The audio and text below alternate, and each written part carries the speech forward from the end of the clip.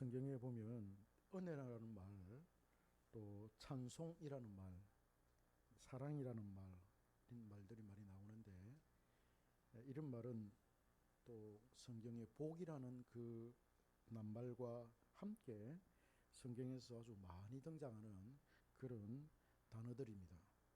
그래서 이 말들은 동일한 의미를 지니고 있지요. 하나씩 하나씩 살펴보면 같은 의미를 가지고 있다, 이렇게 생각이 듭니다. 특별히 은혜와 복은 거의 같은 그런 뜻을 지니고 있습니다. 사람에게 복이 있다는 것과 사람이 은혜를 받았다라는 것은 같은 말로 이렇게 여겨지지요. 자신의 노력이나 힘과 능력에 의해서 얻은 것이 아니라 아무런 조건 없이 그냥 자신에게 주어지는 그것을 우리는 은혜다, 또 복이다, 그렇게 말하지 않습니까? 그런 의미에서 복과 은혜는 같은 의미로 사용된다, 이렇게 볼 수가 있습니다. 찬송이라는 말도 바울에게 복이라는 말과 같이 사용이 되지요. 어떤 때는 찬송으로 사용되기도 하고 어떤 때는 복이라고 사용되기도 합니다. 그만큼 성경은 복으로 가득한 책이요, 고달픈 인생에게 복을 소개하고 있는 그런 책이다, 이렇게 볼 수 있습니다. 그래서 복된 소식으로 충만한 책이 바로 성경이다, 이렇게 볼 수가 있습니다. 사도 바울은 오늘 본문에서 하나님을 찬송한다고 강조하여 말하고 있습니다. 우리가 찬송해야 할 하나님이 누구신지를 소개하고 있는데 우리 주 예수 그리스도의 아버지라, 이렇게 소개를 합니다. 하나님은 우리가 야훼 하나님, 야훼, 요드해 와우해, 야훼라는 이 말은 영어로 치면은 비동사예요. 하나님 그냥 존재하신다, 하나님 있다, 비동사예요. 상대 동사이기도 하지만, 그래서 이게 요드해 와우해, 이게 이제 헬라어로 치면 아도나이라고 해요. 아도나이, 야훼가 아도나이로 이렇게 번역이 됩니다.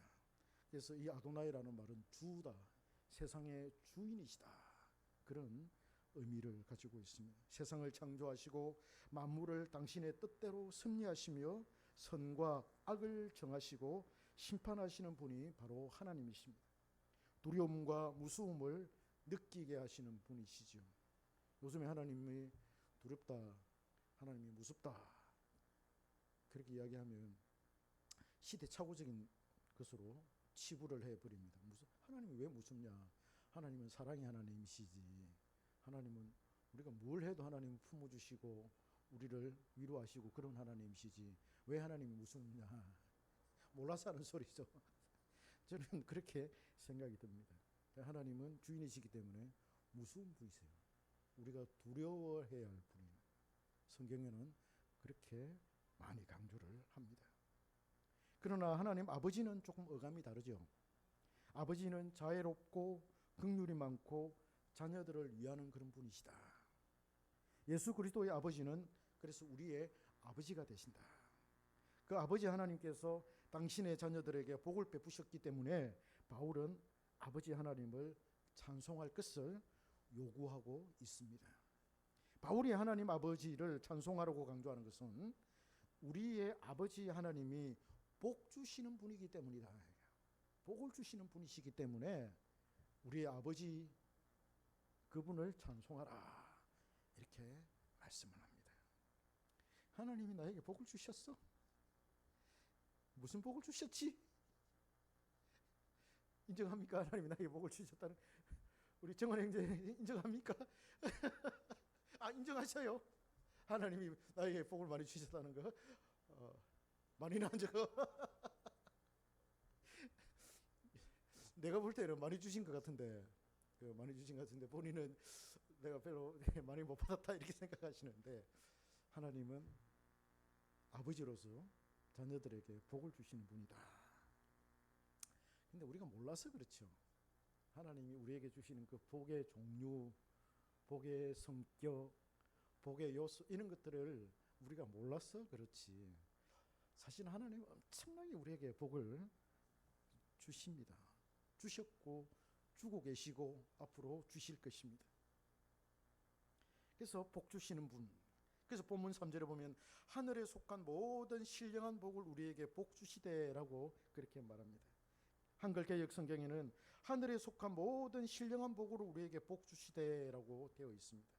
신령한 복으로 복 주시는 하나님, 은혜와 긍휼을 베푸시는 하나님, 자비롭고 사랑이 충만하신 하나님께서 신령한 복으로 복 주십니다. 하나님의 사랑은 한이 없고 그 자비는 끝이 없다, 그렇게 말씀을 합니다. 하나님은 자녀들에게 그래서 뭔가를 주시는 분이에요. 하나님의 자녀들은 받는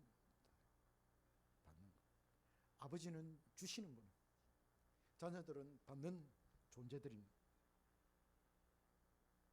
우리가 아버지 하나님으로부터 은혜를 받지 않으면 한순간도 살 수가 없습니다. 복이라는 게 뭡니까? 하나님께서 우리가 하는 일에 좋은 결과를 가져오게 하시는 것이며 우리가 행복하고 번영하도록 은혜를 아낌없이 주신다.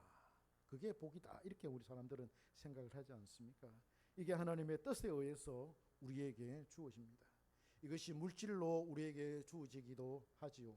그래서 구약 성경에서는 복을 말하기를 우양이 많고 적음, 우양이 소가 많은 거, 양이 많은 거, 그 다음에 종들이 많은 거, 자녀들이 많은 거, 그죠? 자녀들이 많은 거, 오래 사는 거, 풍족하게 사는 거, 이런 것들을 동서고금을 막론하고 성경에서도 복이다 그렇게 말하고 있습니다. 물질의 그 재산 많고 많음을 나타내는 것이었습니다. 그러나 신약에서 말하는 그 복은 차원이 좀 다릅니다. 대부분 신약에서는 영적인 복을 말하고 있습니다. 마태복음 5장에 보면은 우리 주님은 심령이 가난한 자는 복이 있나니 천국인 저희 것이며 라고 팔복을 말씀하실 때 모두 다 영적인 것, 마음에 관련된 그 복을 말했습니다. 그렇다고 해서 물질적인 복이 사라지는 것은 아니었습니다. 여기에서 영적인 복이 강조되기 위해서 두드러지게 나타난 것으로 우리가 이해할 수가 있습니다. 그래서 신약에서는 물질적인 복은 뒤로 숨겨져 있습니다. 신약에 가만히 살펴보면 구약에서 말하는 우양의 복, 물질이 많고 적음, 자녀가 많고 적음, 이런 복이 신약에서는 숨겨져 있어. 그게 강조가 안 됩니다. 동일한 내용이지만 마태복음의 팔복은 영적인 의미를 부각시킨 반면에 누가복음에서는 육신과 관련시켜서 언급을 합니다. 줄인 자는 복이 있나니 너희가 배부름을 얻을 것이며 라고 그렇게 누가복음은 그렇게 되어 있어요. 마태복음 팔복 중에서도 온유한 자는 복이 있나니 저희가 땅을 기업으로 받을 것이며 라고 말을 할 때 이것 역시도 어떻게 보면 물질적인 것인데 숨겨져 있다 이렇게 볼 수 있습니다. 땅이 무엇이냐 라는 그런 질문이 야기될 수가 있는데 그 사람의 인간관계라고도 볼 수 있고 지경의 넓이,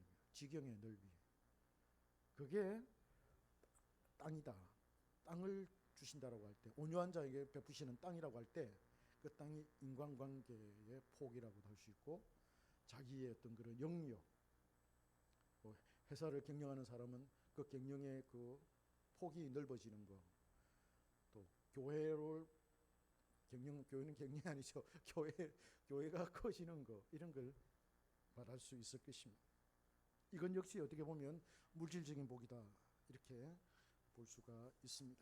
그런데 바울은 오늘 하나님 아버지께서 우리에게 주시는 그 복은 하늘에 속한 신령한 복이라고 그렇게 말합니다.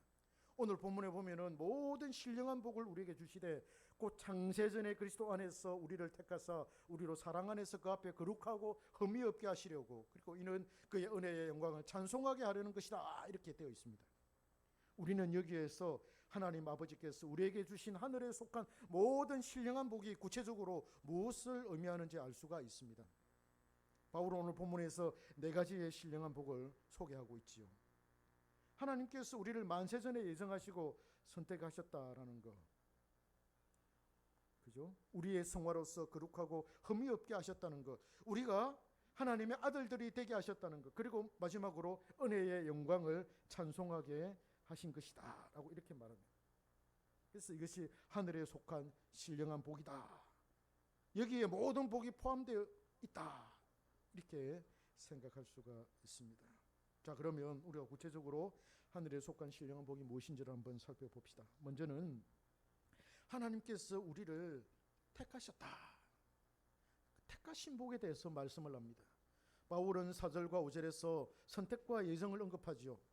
곧 창세전에 그리스도 예수 안에서 우리를 택하사 우리로 사랑 안에서 그 앞에 거룩하고 흠이 없게 하시려고 그 기쁘신 뜻대로 우리를 예정하사 자기 아들들이 되게 하셨으니 라고 이렇게 말합니다.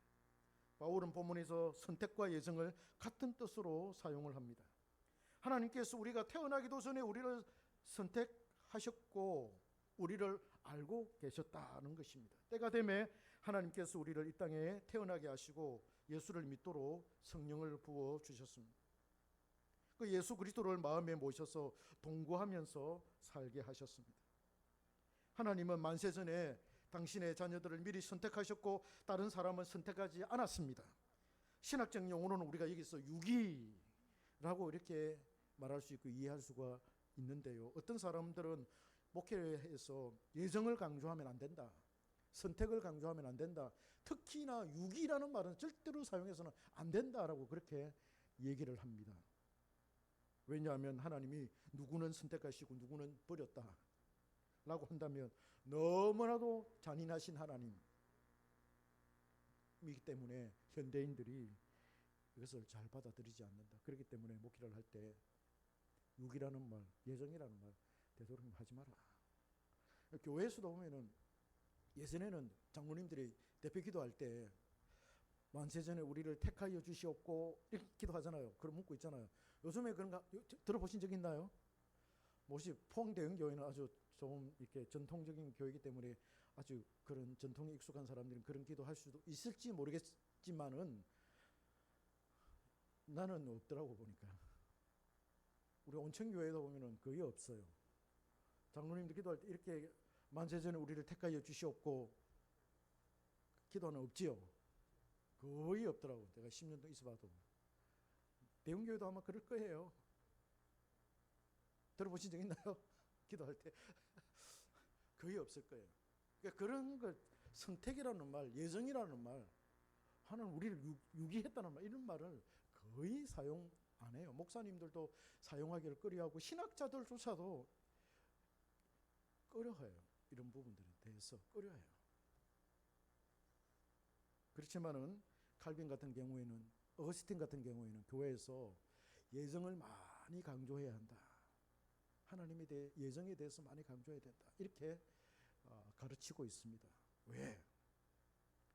우리가 예정을 많이 강조하지 않으면 사실은 감리교, 웨슬리파가 된다는 거예요.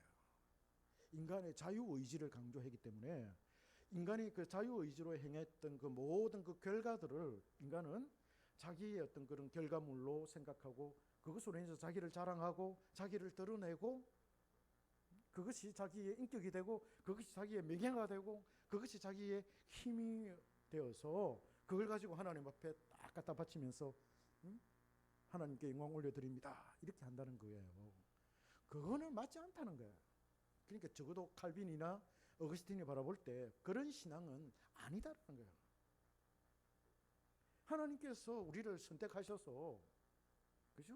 우리가 하나님의 주권 가운데 우리를 선택하셔서 우리에게 은혜를 주시고 우리에게 힘을 주시고 용기를 주시고 다 모든 걸 주셔서 그래서 이것이 이루어졌기 때문에 모든 영광을 하나님 앞에 올려드립니다. 내가 한 것은 없습니다. 그래서 거기에 자기의 자랑이라는 것은 절대 없어요.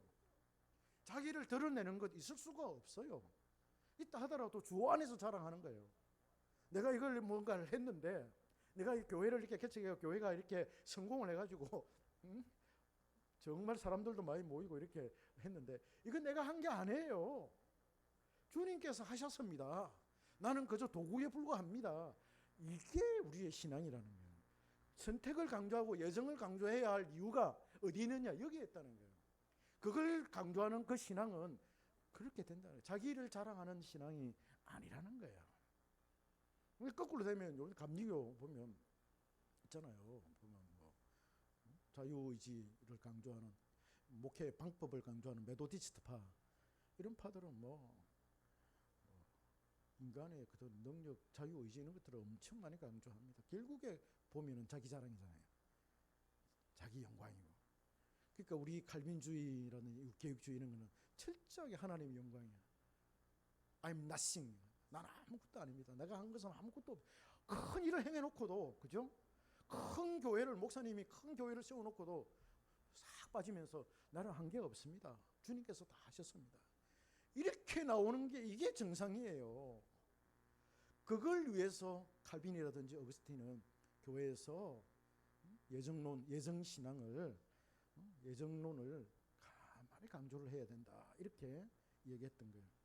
그러나 그렇게 강조하면은 현대인들이 듣기 싫어한다고, 이거 시대착오적인 말이라고 그렇게 해서 말하지 않는다는 것은 이거는 옳지 않다. 이렇게 생각이 듭니다. 여러분, 그렇다면 여기 이제 반대되는 말이 이제 나올 수가 있는데, 그러면 우리 뭐 전도를 하지도 않아도 되겠네요. 뭐 이렇게 말할 수 있지 않겠습니까? 예정된 사람만, 선택된 사람만 그럼 구원을 얻고 나머지는 다 유괴가 되고 버려지고 이러면 그러면 뭐 전도할 필요도 없겠네요. 이렇게 이야기할 수 있잖아요. 그런데 성경에 보면 디모데전서 2장 2절에 보면 모든 하나님은 모든 사람이 구원받기를 원하신다, 이런 구절이 있어요. 이게 이제 알미니우스라는 사람, 자유의지를 강조했던 이 알미니우스라는 사람이 칼빈주의를 대항해가지고 들고 나온 성경 구절이 이거예요. 디모데전서 2장 2절에 하나님은 모든 사람들이 다 구원을 받기를 원한다, 이거예요. 그러면 여러분 이 본문에 대해서 그러면 어떻게, 그러면 만약에 칼빈이 이걸 공격한다면 어떻게 그럼 정리를 할 수 있겠습니까? 칼빈이 이 부분에 대해서 정리를 했습니다. 자기가. 그러니까 모든 사람들이 다 모든 사람들이 다 구원을 받기를 하나님이 원하신다고는 그러는데, 그러면 이 세상에 그럼 모든 사람들이 다 우리 70亿 인구라면 70亿 인구가 다 그럼 구원을 얻었느냐? 한번 살펴봐라. 얻었느냐? 얼마나 얻었느냐? 그렇지 않지 않느냐? 우리가 그렇게 생각할 수 있지요. 제가 논문을 지금 써가지고 투고하려고, 내일 모레 지금 투고하려고 한 그게 구원의 수요에 있어서 다수냐 소수냐, 다수가 구원을 받느냐 소수가 구원을 받느냐, 칼빈이 뭐라고 이야기하고 있느냐, 그걸 이제 밝혀가지고 요즘에 지금 그 미국을 중심으로 해가지고 분위기가 어떠느냐 하면은, 여러분 그 제한 속죄라는 말 들어보셨죠? 칼빈의 5대 강령 중에서 세 번째가 제한적 속죄예요. 리미티드 어톤먼트라고, 뭐 그 인간의 전적 부패, 그다음에 하나님의 절대적인 선택, 그다음에 인간의 뭡니까? 제한적 속죄, 그다음에 마지막에 이제 견인, 하나님의 성도의 견인, 이런 게 있잖아요. 이게 5가지 이게 강령이 있어요.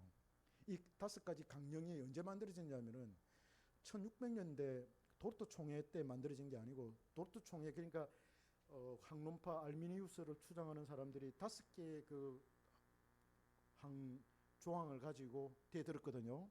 칼빈주의를 비판을 했거든요. 그래서 그 5가지의 그 내용에 대해서 조목조목 또 5가지 이렇게 비판하는 그 내용이 나와 있었어요. 이게 이제 시대에 흘러가지고 1800년대에 와가지고 딱 우리가 성도들이 알아듣기 쉽게 5가지 강령을 5대 강령으로 만들었어요. 그리고 그 강령 중에 세 번째 이 강령, 그러니까 리미티드, 제한적 속죄, 리미티드 오토먼트, 이걸 삭제를 해야 된다라는 운동이 지금 벌어지고 있는 거예요. 미국을 중심으로 해가지고, 그것도 칼빈주의 안에서, 개혁주의 안에서. 이거는 시대착오적인 거다. 왜 제한적이라는 말을 사용하느냐? 제한적이라는 말을 사용하지 말고 디피니트라는 말을 사용하자. 디피니트라는 말은 무슨 말이냐면은 한정적이라는 말이에요. 그러니까 의미는 제한적이라는 그런 말도 포함이 되지만은, 영어 성경 이제 롱맨이라든지 이런 게 보면 영영사전 있잖아요. 거기에 보면은 조금 이렇게 차이가 있어요. 리미티드라는 말은 수량이라든지, 그죠, 숫자, 뭐 이런 측면에 있어서 제한된, 소수의 제한된 숫자를 이야기하고, 디피니트라는 말은 그냥 결론이라든지 추상적인 어떤 그런 부분에 있어서, 정신적 부분에 있어서 그냥 명확한 어떤 그런 제한, 명확한 그 한정되는 숫자라기보다는 그죠? 이거는 명확하다, 확실하다라는 뜻에서 디피니트 이렇게 이제 사용하는데 이분들이 뭐라고 이야기하냐면 이 리미티드라는 말을 사용하지 말고 디피니트라는 말을 사용하자. 그 속죄라도 디피니트 어톤먼트 이렇게 사용하자. 이런 운동이 벌어지고 있습니다. 그래서 제가 거기에 대해서 이제 비판을 했죠. 과연 그러면 칼빈이 그 부분에 대해서 이야기를 할 때 소수에 대해서 제한이라는 말을 사용할 때 당신들이 말하는 것처럼 확실한 어떤 그런 한정을 뜻해서 이 제한이라는 말을 디렉티든가 뭐 그 나와요. 그런 말을 사용했느냐? 아니지 않느냐. 그래서 아니다라고 하는 것 같은 건 이제 조목조목 이렇게 이제 밝혀서 이야기했는데 그만큼 왜 이런 운동이 벌어지느냐 하면 하나님이 우리를 구원하는 데 있어서 정말 소수를 구원하시겠느냐 아니면은 많은 사람들을 구원하시겠느냐. 그죠? 그 문제를 놓고 이제 사람 학자들마다 이제 하는데 아니다. 하나님 우리를 예정하셔서 선택한 사람들도 많은 사람들을 하나님 우리를 선택했지 소수가 아니다. 이런 뜻에서 리미티드라는 말보다는 디피니트라는 말을 사용을 하고 있다. 이렇게 사람들은 생각을 하고 있어요. 자, 그러면 이게 이제 디모데전서 2장 2절 이런 데에 대해서 가설적 보편주의 뭐 이런 이야기가 이제 많이 나오거든요. 그래서 그러면 칼빈은 이 모던이라는 말은 그럼 어떻게 사용했느냐라고 할 때 지구상에 있는 모든 사람들을 이야기하는 게 아니고 개인의 모든 사람을 이야기한 게 아니고 여기서 바울이 사용한 디모데에게 보낼 때 편지를 보낼 때 이 모던이라고 한 이 말은 올이라고 한 이 말은 뭐 계층을 이야기하는 거고 하나 민족을 이야기하는 거고 계층 그런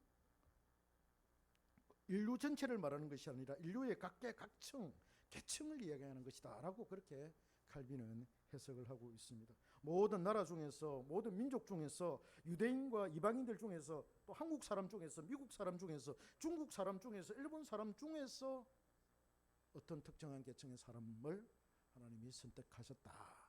그런 차원에 있어서 모든이다. 모든 민족. 그래서 하나님이 모든 민족이 구원받기를 원하신다라고 하셨다. 칼빈은 그렇게 해석을 하고 있습니다. 그래서 한국에 속한 사람 중에서 미국에 속한 사람 중에서 구원하신다라고 할 때 모든이라는 그런 말입니다. 하나님은 인류 전체를 구원하시는 것이 아니라 그 중에서 택한 사람만 구원하신다라고 하는 것이 성경의 원리입니다. 이렇게 말하면 듣기 싫어해요, 사람들이. 내가 택함을 좀 안 받았다라고 생각 조금 흔들리는 이런 사람도 오히려 더 심하게 이 부분에 대해서 반대를 하지요. 그러나 이거는 성경의 원리입니다. 보십시오. 어떤 사람이 잔치를 벌려놨는데 사람들이 안 왔어요. 그래서 어디 가서 뭐 시장 어디에 가서 닥치는 대로 사람들을 다 불러오라. 이래갖고 불러왔습니다. 불러왔는데 잔치자리 들어가서 어떤 사람이 잔치자리에 안 들어갔어요. 왜 안 들어갔냐? 어복이 없어갖고 못 들어갔습니다. 그러면서 그 주인이 네가 바깥 어두운 데 가서 이를 갈며 슬픔이 있으리라 이러면서 쫓아내잖아요. 그러면서 주님이 하시는 말씀이 청함을 받은 사람은 많대. 청함을 받은 초청된 사람들은 많대. 인바이트한 사람들은 많대. 택함을 받은 사람은 심히 적으니라. 거기에서도 다수와 소수가 성경에도 보면 다수와 소수가 함께 와요. 우리 교회도 그래요. 교회 부흥도 다수의 사람들이 수많은 사람들 교회로 몰려올 것이지만 그러나 그 중에서 택함 받은 사람은 적다라는 거예요. 예수님이 그렇게 말씀하셨어요. 이런 그 이중 구조, 이렇게 이중 구조로 되어 있는 성경 본문들이 많이 나와요. 쭉 살펴보면 청함을 받은 사람은 많대, 택함을 받은 사람은 심히 적으니라라고 하는 이 이중 구조로 된 성경 본문들이 많이 등장해요. 칼빈도 그 이중 구조를 따라서 바울도 그렇게 이야기하고 예수님도 그렇게 이야기하고 예수님을 이어서 바울이 그렇게 이야기하고 바울을 이어서 어거스틴도 그렇게 이야기하고 어거스틴을 이어서 칼빈도 그렇게 이야기해요. 그러나 중세 어거스틴과 칼빈 사이에 나오는 중세 신학의 이 신학자들은 그렇게 안 봤어요. 많다. 하나님 이렇게 보는 거죠. 많다. 성경을 왜곡한 것이죠. 그래서 소수다 칼빈과 어거스틴은 교회에서 예정을 많이 말해야 된다. 자, 돌아갑시다. 내가 택감을 받았다라는 거예요.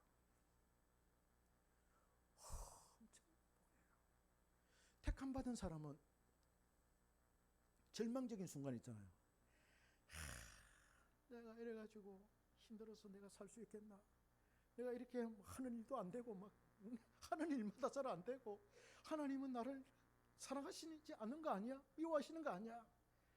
나 이제 하나님 안 믿을 거야. 이런 마음이 막 생길 수도 있잖아요. 아니면 내가 막 저기 다리끌이 가가지고 다리가 물에 빠져서 내가 죽어버려야지 하는 그런 마음도 들 수도 있지 않겠어요? 그런 극단적인 극한의 어떤 상황에 탁 빠졌을 때, 그죠?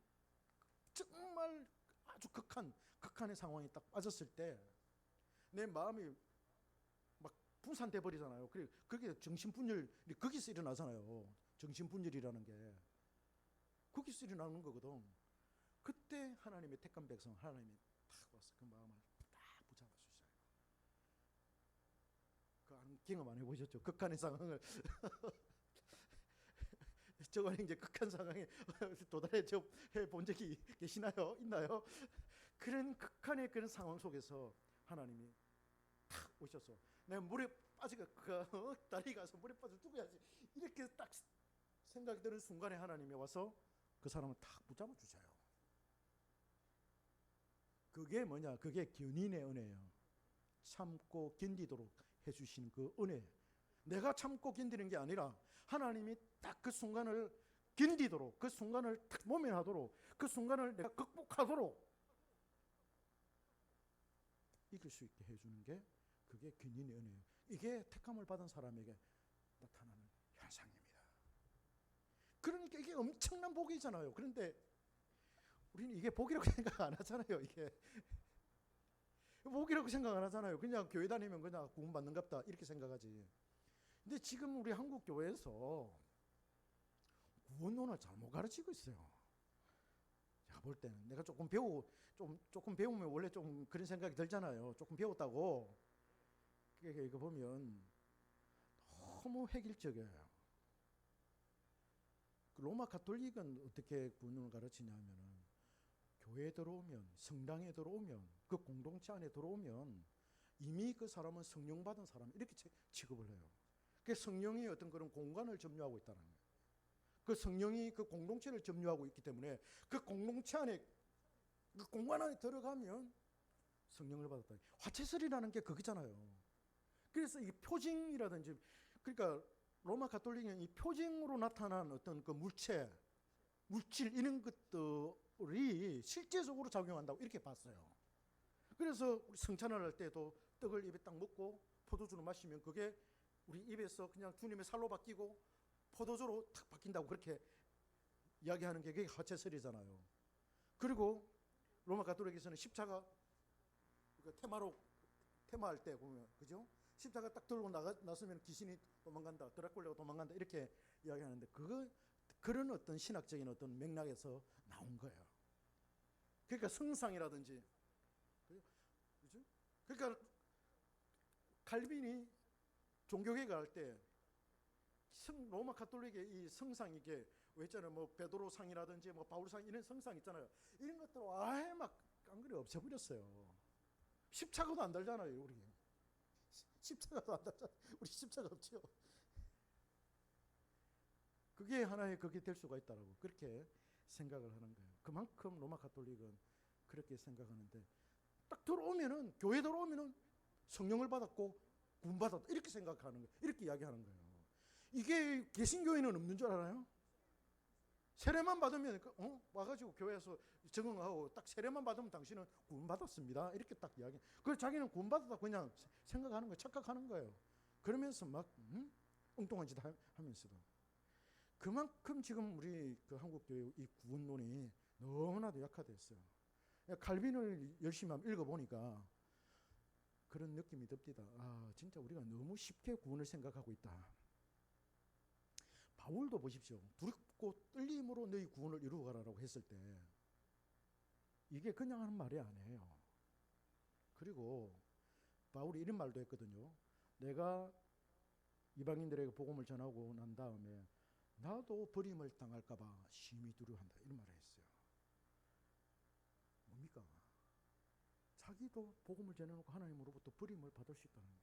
버림을 받는다라는 이 표현이 시편에 가면 많이 나옵니다. 시편에 가면 많이 나옵니다. 내가 그제도 있으면서 시편을 내가 들고 봤거든요. 수도 없이 읽었어요. 시편은 하나의 신학책이에요. 그 보면은 그 수치는 그 강격의 기간 동안에 생겨난 그 성도들이 삶의 그 절규에서 나오는 그런 고통의 그런 절규가 바로 시편이지 않습니까? 거기에 신학이 있어요. 거기에 예정이 있고요. 거기에 인간의 전적 타락이 있고 부패가 있고요. 거기에 하나님의 성도의 견인이 있고요. 그게 다 있어요. 속죄가 있고요. 다 있어요. 거기 보면 하나님 어찌 나를 버리시나이까? 버림을 받는다라는 표현들이 많이 나와요. 그러니까 칼빈하고 사도 바울하고 시편하고 이렇게 보면 짝이 맞아요. 사도 바울의 그 신앙의 형성이 어디서 형성되었느냐? 사도 바울이 사용하고 있는 그런 용어라든지 성경을 기록할 때 썼던 그런 단어들이 어디서 있느냐? 단어들이라기보다는 그 개념들이 시편에 거의 다 있어요. 그러니까 사도 바울이 시편의 영향을 엄청나게 받았다. 그렇게 볼 수가 있습니다. 난예배 때는 우리 이런 얘기 못해요. 여러분들 아주 수준이 높은 사람들이 지금 앉아있기 때문에 제가 지금 이런 얘기를 하고 있고 술술 이제 그런 이야기가 이제 나오는데, 이런 이야기는 신학교 가서나 이렇게 이야기를 하지 여기서 알아듣지도 못하는 이야기를 어떻게 할 수 있겠습니까? 그런데 그래서 자기도 버림을 받을 수 있다, 사도 바울도. 그래서 두렵고 떨림으로 너희 구원을 이루어가라, 이렇게 이야기합니다. 무섭습니다. 이런 측면에 있어서 무서워요. 겁이 난다니까요.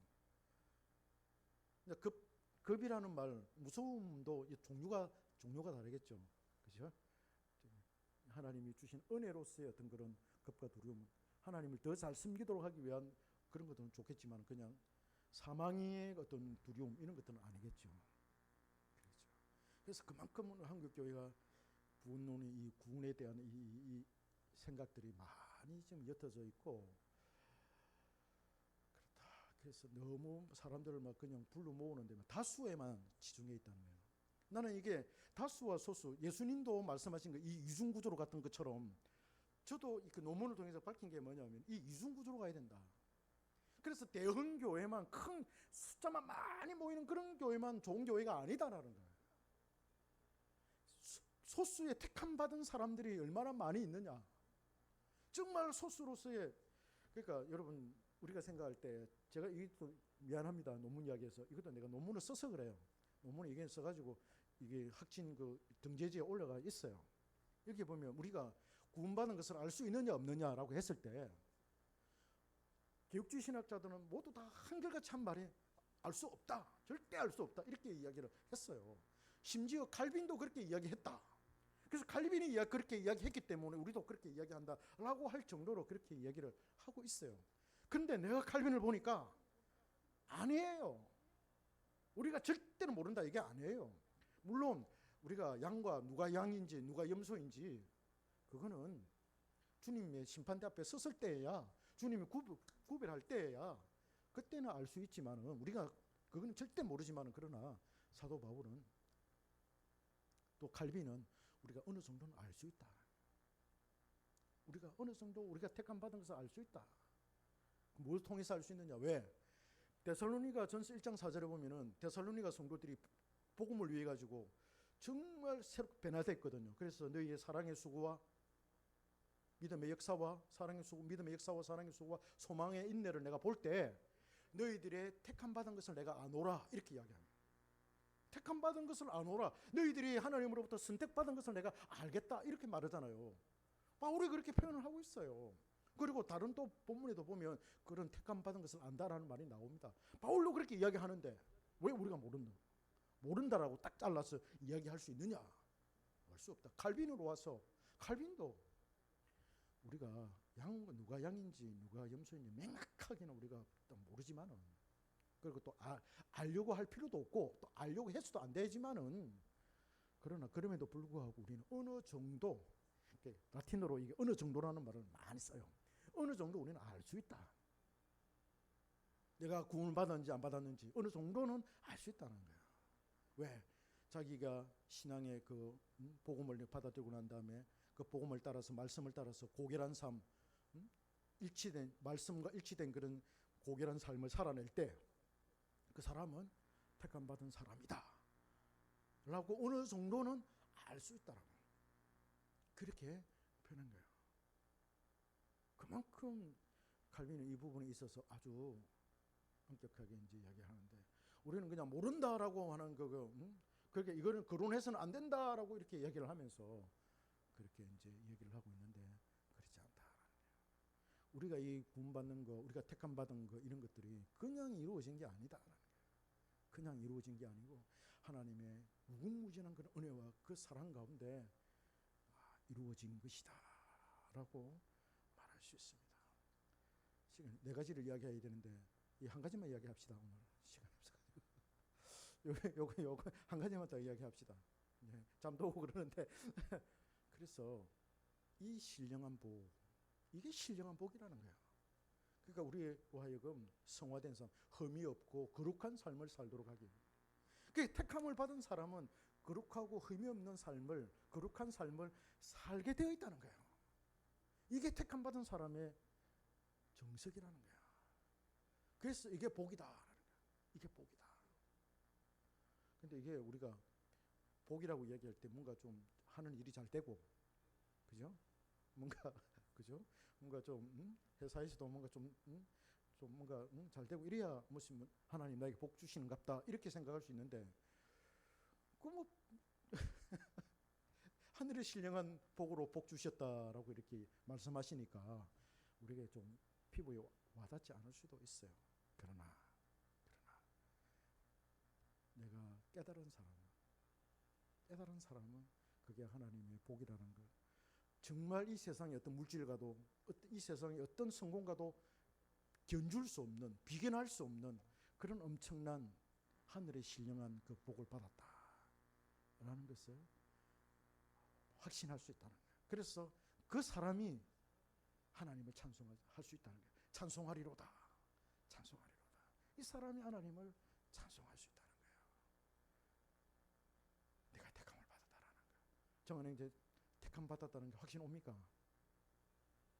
예, 믿어지기를 바랍니다. 35%에서 이제 한 60%는 도달했는가 모르겠지만 우리 목표는 100%니까 그죠? 100%니까 그래야 될 줄 믿습니다. 그래서 이 복을, 이 하나님께 주신 이 복을 우리가 감사하면서 우리 하나님 앞에 찬송할 수 있기를 소망합니다. 내가 택함 받았다는 거. 택함 받은 백성은 하나님이 딱 붙들고 있어요. 눈에 안 보이지만 딱 붙들고 있어요. 걱정하지 마세요. 반드시 하나님이 인도하셔요. 반드시 인도하시고 바른 길로 가도록. 그러니까 하나님이 우리를 인도하시는 그 목적이 하나님하고의 교제, 하나님을 즐거워하는 것, 하나님을 기뻐하는 것, 하나님의 말씀을 사랑하는 것, 그게 하나님이 우리를 인도하시는 목적이에요. 그 목적이에요. 그래서 그 목적을 따라서 우리가 살면 그게 성공의 인생이죠. 그렇잖아요. 그게 성공의 인생이에요. 그렇다고 해서 하나님이 우리를 너는 가난하게 살아라, 그러고 해서 가난하게 살게 하고 그렇게 하시겠어요? 그렇지 않습니다. 물질의 복도 그게 다 포함이 되어 있습니다. 다 잘 되게 되어 있습니다. 지금 당장 안 되는 그것은, 그죠? 우리를 연단하고 나중에 잘 되었을 때 교만하지 말라고. 너도 그런 시절이 있지 않았느냐? 그때 내가 너를 갖다가 얼마나 사랑했고 얼마나 내가 너를 인도하는지 그걸 알아라고. 교만하지 말라고 하나님께서 현재 우리에게 권을 주시고 일이 꼬이게 만들고 그럽니다. 그래서 하나님이 우리를 선택하셨다. 우리 저 부부가 될 사람이 두 사람이 더 앉아 있는데, 저 만남도 하나님의 섭리 가운데 나는 만났다고 생각해요. 하나님이 섭리 가운데 만나셨고 또 섭리 가운데 또 2월 17일 날 또 결혼식 또 하게 된다고 저는 또 생각합니다. 설교사 준비해놨어요. 예, 뭘 전할 것인지 다 이게 타이핑 해놨어요. 해놓고 그래서 하나님께서 그 가정을 탄생시키신다 이렇게 저는 생각하고 택한 백성이고 택함을 받은 그런 가정이다 생각하시고 당당하게 두려워하지 마시고 불안해하지도 마시고 있으면 있는 대로 없으면 없는 대로 그 하나님 바라보고 그렇게 사세요. 그래서 신혼 때 뭐 내가 가정 예배 드리라고 하면 뭐 하지만 되도록이면 신혼 때 가정 예배 드리고 그렇잖아요. 가정 예배 드리고 그러니까 영적으로 이렇게 사십시오. 그러면 그게 성공이에요. 처음부터 잘 되는 거 잘 돼가지고 나중에 영적으로 꼴받고 하면 그 자기가 하나님의 택함 받지 않았다는 것이 그게 나중에 가서 드러나.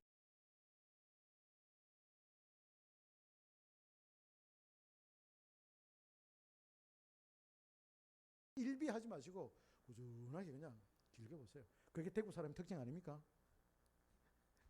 네, 그게 대구 사람 특징. 길게 꾸준하게 그냥 묵직하게 그냥. 네.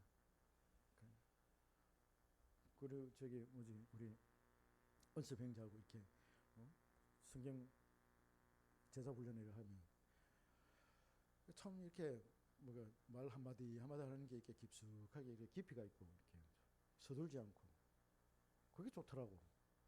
예, 그게 좋더라고. 변하지 않고 왔다 갔다 변하지 않고 꾸준하게. 그게 하나님 백성에 대한 특징이라고 생각합니다. 그래서 힘을 얻고 예, 어른 되는 게 쉽지가 않아요. 어른 되는 게 쉽지가 않고 그런데 잘 급격히 나가서 딱막 여기서 쑤시고 저기서 쑤시고 막 저렇게 바라보는 시선, 이렇게 바라보는 시선, 위에서 바라보는 시선, 아래서 바라보는 시선, 그런 시선들 다 응대하려고 그러면 복잡해서 안 돼요. 딱 하나님만 바라보세요. 이 사람이 이렇게 말하고, 친척들도 막 저렇게 말하고, 이렇게 말하고, 다 끊고 그냥 하나님 바라보고, 우리는 이렇게 한다. 그렇게 딱 하고, 딱 바르게 딱 치고, 그렇게 하면 됩니다. 되고 너무 이렇게 앞에 뭐 보여줄 게 없어가지고 그렇게 하지 마세요. 나중을 보세요. 나중을 봐요. 그래서 하나님의 택한 백성, 그게 신령한 복이다.